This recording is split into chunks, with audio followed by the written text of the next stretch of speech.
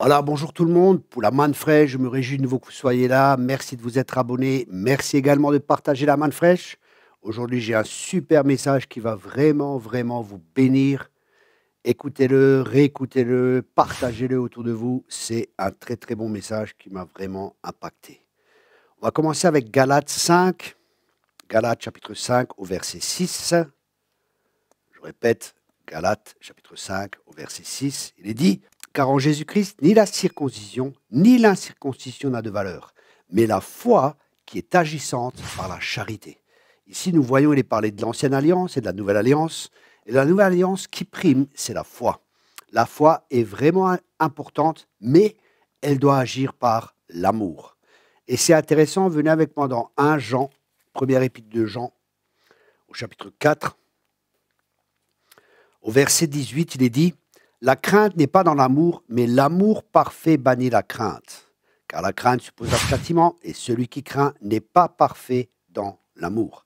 La crainte n'est pas dans l'amour, mais l'amour parfait bannit la crainte. Et je me posais toujours des questions, l'amour parfait, il faut arriver à l'amour parfait. Nous, on doit être rempli d'amour, on doit marcher toujours dans l'amour.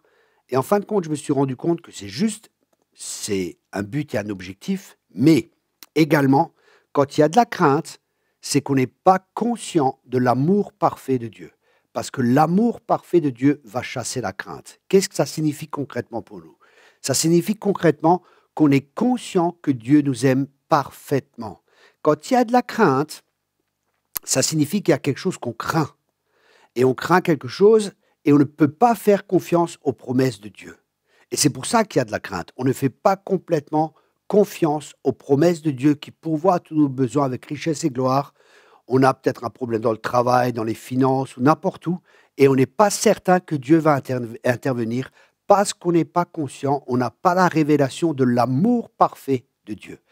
Donc, comme nous pouvons le constater, l'amour parfait de Dieu chasse la crainte. La crainte va affecter notre foi. La crainte va polluer notre foi. Quand il y a de la crainte, on ne peut pas marcher dans la foi qui est agissante par l'amour. C'est-à-dire quand on est conscient de l'amour de Dieu, n'importe la circonstance dans lesquelles nous sommes, je répète, n'importe les circonstances dans lesquelles nous sommes toujours conscients que Dieu nous aime.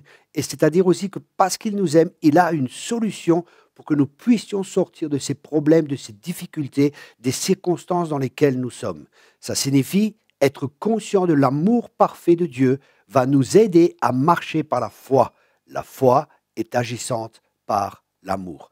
Quand il y a de la crainte dans notre vie, ça va polluer notre foi et nous croyons peut-être pas que Dieu nous aime et nous allons commencer à nous poser des questions. Ah, est-ce que Dieu va agir? Est-ce que j'ai fait quelque chose de faux? Parce que la crainte suppose toujours un châtiment et on croit que Dieu est contre nous. Mais Dieu est pour nous et si Dieu est pour nous, qui peut être contre nous? Je répète, la foi et l'amour sont indissociables.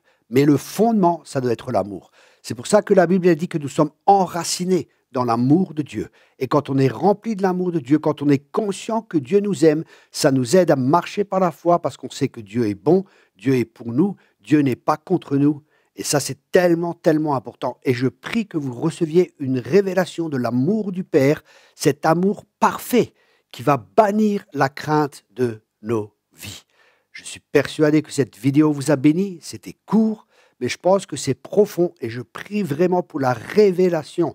Ce n'est pas une connaissance intellectuelle, mais c'est une conviction de l'Esprit de Dieu, de notre esprit, qui nous donne une certitude, qui nous donne une ferme assurance pour nous approcher après du trône de Dieu, pour être secourus dans nos besoins.